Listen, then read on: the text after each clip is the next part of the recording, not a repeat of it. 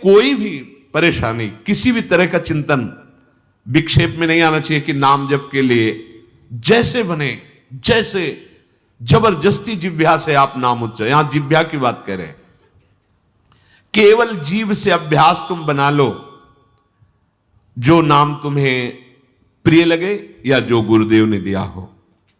जीव के द्वारा प्रभु के नाम की आवृत्ति अगर निरंतर होने लगे तो बहुत जल्दी हृदय के जो पाप वासना मल हैं वो सब नष्ट हो जाते हैं। ध्यान से सुनो इसे।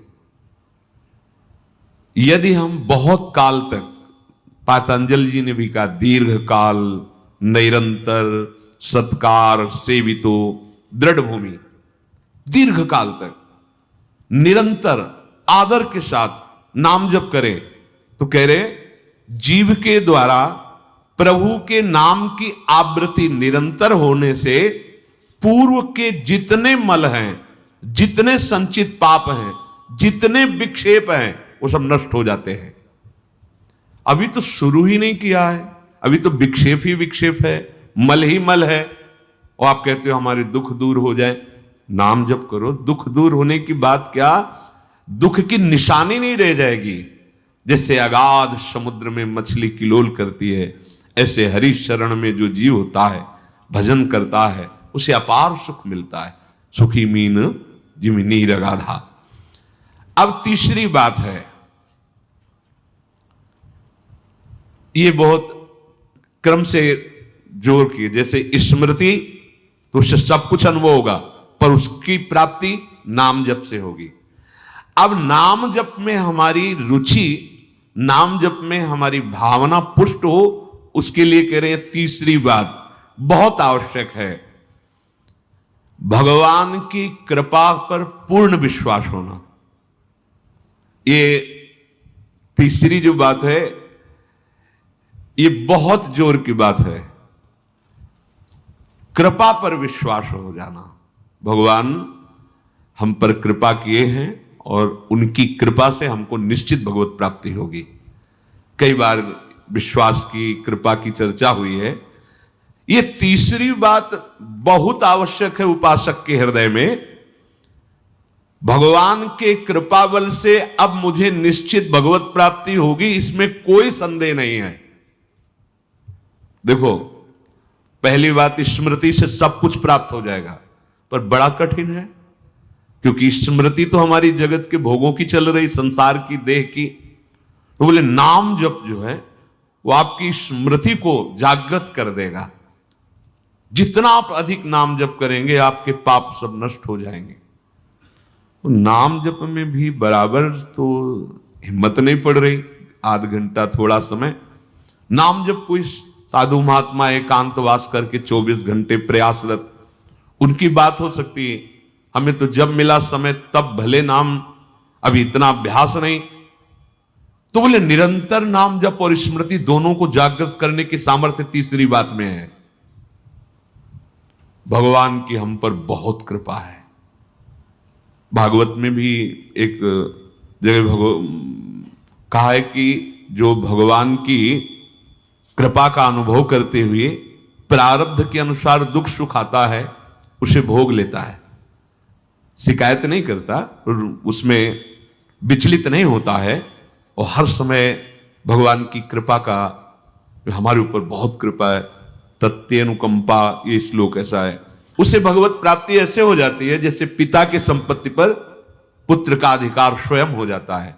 ऐसे हर समय भगवान की कृपा का अनुभव करना बड़ी कृपा है हमारे ऊपर। जो दुख सुख आवे उसे सह लेता है, भगवत चिंतन, वो निश्चित भगवत प्राप्त हो जाता है। तीसरी बात है हृदय में बैठालनी कि भगवान की कृपा बल पर भगवत प्राप्ति बिल्कुल निश्चित हो गई मेरी। ये मानने में क्या जाता है तुम्हें? तो आप कह दो कि हमारे अंदर तो विकार हैं, अभी भजन नहीं। भगवान की कृपा बल की बात कर रहे हैं। पहली स्मृति, दूसरी नाम जप, तीसरी बात करें कृपा बल पर। उनकी कृपा से क्या नहीं हो सकता? कहो कृपा ते कहा ना हुई।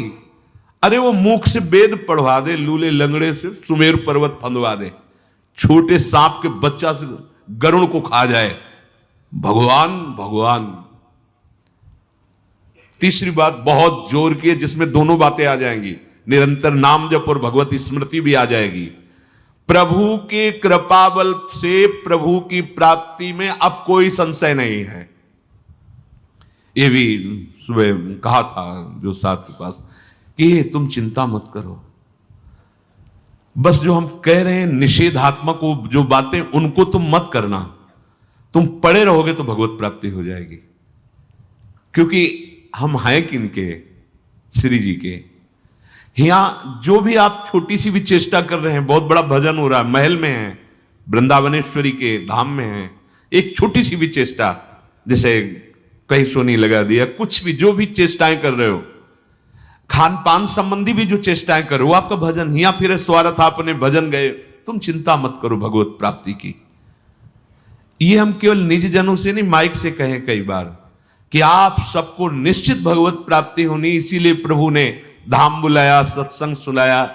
अगर प्रभु को अपनी प्राप्ति न कराना होता तो संयोग क्यों देते? हम फंसे होते माया प्रपंच में। तो तीसरी बात कि अब हमें कोई संशय नहीं, मेरे को भगवत प्राप्ति निश्चित होगी, क्योंकि मुझे भरोसा है श्री जी का, मुझे भरोसा है वृंदावन का, मुझे भरोसा है आचार्य और गुरु का।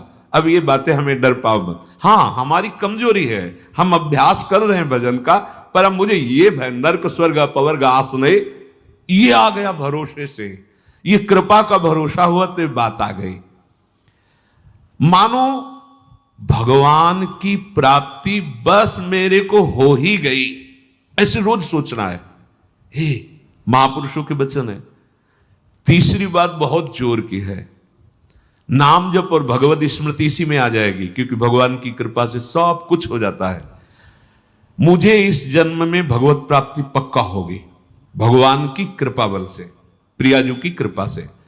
अब मुझे ऐसी भावना करनी कि बहुत जल्दी भगवत प्राप्ति मेरे में अब अनुभव हो रहा है कि प्रियालाल की कृपा बढ़ रही, विकार क्षीण हो रहे हैं, भाव बढ़ता जा रहा है, मुझे बहुत जल्दी भगवत प्राप्त, ये सोचना है, सोचना है।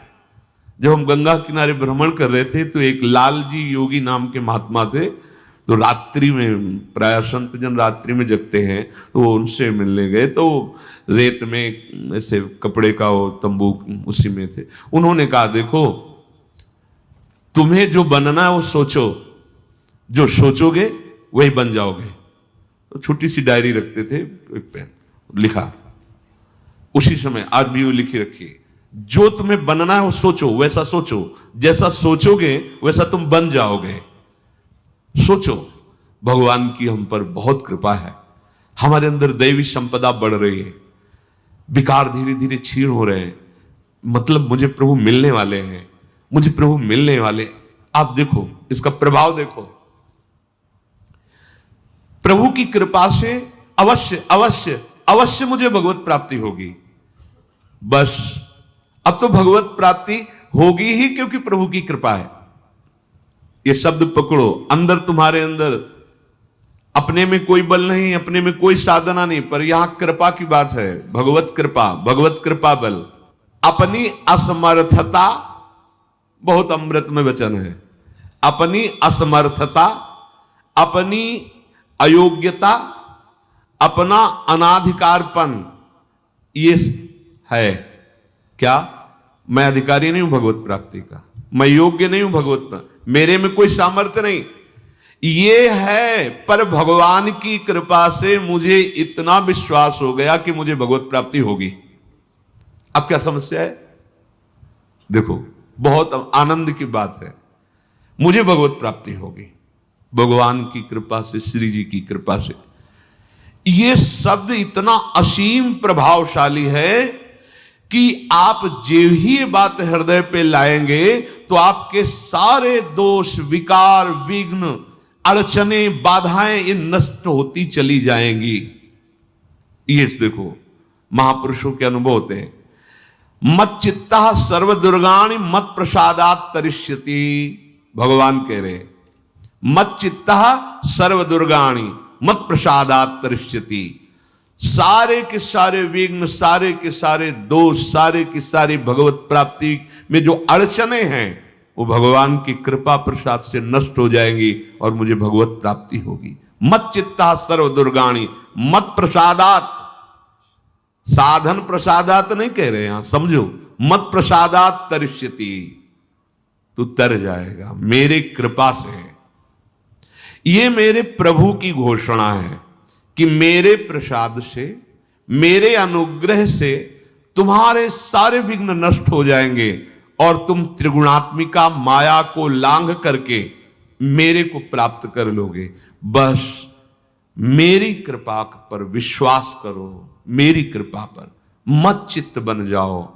अपने चित्त को मेरे में अर्पित कर दिया। प्रभु की कृपा का भरोसा इतनी जल्दी दिव्य सद्गुण लाता है, ये पक्की बात है।